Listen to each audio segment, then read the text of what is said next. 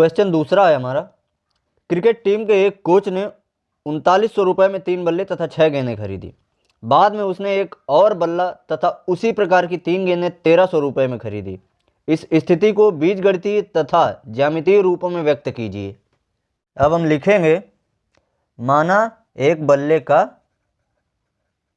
मूल्य बराबर x हो गया, एक गेंद का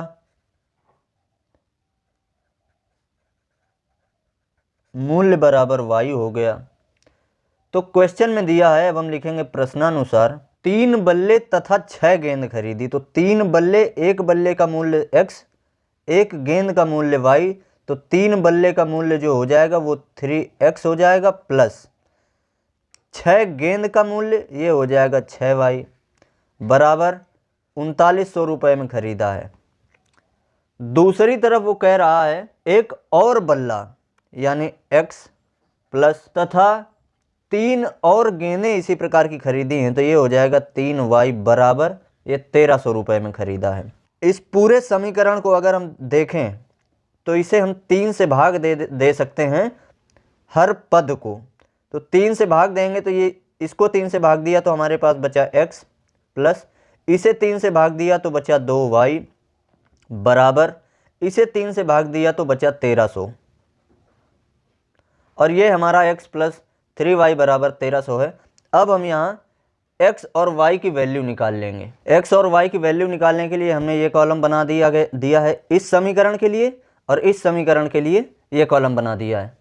अब हम देखते हैं, चूंकि ये 1300 में है तो हम 100 के गुणज के हिसाब से x और y की वैल्यू मानेंगे। अब यहाँ पे हमें x का मान या y का मान कुछ इस हिसाब से रखना है कि हमें संख्या भी छोटी से छोटी प्राप्त हो और आसानी से मान निकल जाए। अब जैसे इस x का मान हम 300 रुपया मान लें, तो इसका अगर 300 मानते हैं तो ये 300 बराबर के इधर जाएगा तो इसमें माइनस हो जाएगा, 300 माइनस करेंगे तो ये 1000 बचेगा। 2y बराबर 1000 हो जाएगा, तो 2y का मतलब 1000 है, तो 1y मतलब इस 2 से इस 1000 को भाग देंगे तो y बराबर हमें 500 मिल जाएगा। तो x बराबर हमें मिला 300 और y बराबर हमें मिला 500। अब अगला जो मान है, अगर हम x को 500 मान लें, x बराबर 500 करते हैं तो ये 500 आकर के इधर 1300 में माइनस हो जाएगा, तो 1300 में हम माइनस करेंगे 500 तो ये आ जाएगा 800। अब इस 800 को इस 2 से भाग दे देंगे तो हमें 1y का मान पता चल जाएगा, तो 2 से भाग देंगे तो ये हो जाएगा 400, तो इसे हमने लिखा 400 और ये x बराबर हमारा आया 500। दूसरे वाले समीकरण में अगर हम x का मान यहाँ 400 रखें, x बराबर 400, तो ये 400 बराबर के इधर आकर के 1300 में माइनस हो जाएगा, तो हम 1300 में इसे माइनस करेंगे तो ये बचेगा 900। y का मान निकालने के लिए ये 3y है, तो इस 3 से 900 को भाग देंगे तो 1y का मान 300 निकल करके आएगा, तो ये हमने कर दिया 300 और x बराबर हमने 400 माना था। दूसरा मान निकालने के लिए अगर x बराबर हम यहाँ पे 100 कर दें तो ये 100 उधर जाके माइनस हो जाएगा, तो ये 1300 में 100 माइनस होगा तो ये 1200 बचेगा। 1200 को इस 3 से भाग देंगे तो हमें y का मान पता चल जाएगा। इस 3 से हमने 1200 को भाग दिया तो हमें मिला 400, तो 1y बराबर 400 और x बराबर हमने 100 माना है, तो ये हो गया 100 और y बराबर हमारा हो गया 400। अब इसे हम ग्राफ में दिखाते हैं। हमने पहले समीकरण में x और y का मान निकाला था, तो x बराबर 300, y बराबर 500, x 500, y 400, और जो दूसरे समीकरण में x और y का निकला था वो x बराबर 400, y 300, x 100 और y 400। इन्हीं मानों को हमें इस ग्राफ शीट में दिखा देना है। ये हमने ग्राफ शीट तैयार कर लिया है, क्योंकि संख्या 100 के गुणज में थी, इस वजह से हमने 100-100 के अंतराल पे 1 यूनिट बराबर जो पैमाना है वो मान लिया है। 1 यूनिट बराबर 100, अगला 200, फिर 300, फिर 400, फिर 500।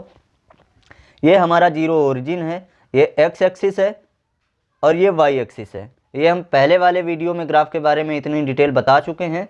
फिलहाल अब हमें इन मानों को रख के हमें बिंदु दर्शाना है। तो अगर पहले वाले में देखा जाए तो ये x बराबर 300, y बराबर 500, तो x बराबर हमारा ये 300 है, y बराबर हमारा ये 500 है, तो 300 और 500 की सीध में 300 की सीध हमारी ये जा रही है और 500 की सीध हमारी ये है, तो यहाँ पे हमें मिला 300 और 500 का पॉइंट। अगला वाला जो पॉइंट है वो हमारा x बराबर 500 है, y बराबर 400 है। तो x बराबर 500 ये है और y बराबर 400 ये है। इधर से ये सीध आएंगे, इधर से ये सीध जाएंगे, हमें यहाँ पे मिलेगा x बराबर 500 और y बराबर 400 वाला पॉइंट। अब दूसरे वाले को देखते हैं। दूसरे वाले में x बराबर 400, y बराबर 300 दे रखा है। तो x बराबर हमारा 400, y बराबर हमारा 300। 400 इधर गए, 300 इसके सामने आए, तो हमें यहाँ पे मिला। और अगला जो मान है वो हमारा x बराबर 100, y बराबर 400। x बराबर 100 हमारा ये है और y बराबर 400 इसी की सीध में चले जाएंगे और यहाँ पे आकर के ये हमें ये पॉइंट मिलता है। इन दोनों समीकरणों के मानों को हम स्केल की सहायता से बिंदुओं को मिला देंगे। तो ये दोनों बिंदु ये पहले समीकरण के हैं तो इन दोनों को मिलाएंगे, ये दूसरे समीकरण के हैं तो इन दोनों को मिलाएंगे। अब दोनों बिंदुओं को मिलाने के बाद यहाँ पे हमारा x बराबर 300 दे रखा है तो हमने 300 लिखा, कॉमा y हमारा 500 दे रखा है, बिंदुओं को दर्शा दिया। यहाँ पे हमारा x 500 है, y 400 है, इन्हें दिखा दिया। इसी तरीके से यहाँ आते हैं तो x बराबर ये हमारा 400 है और y 300 है, ये दिखा दिया। इस वाले पॉइंट में आते हैं तो x हमारा 100 है और y 400 है, ये दिखा दिया। दोनों के समीकरण भी हम लिख देते हैं।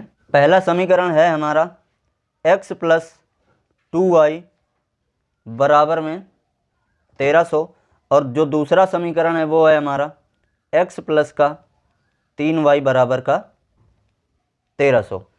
इस तरीके से हमारा क्वेश्चन सॉल्व हुआ।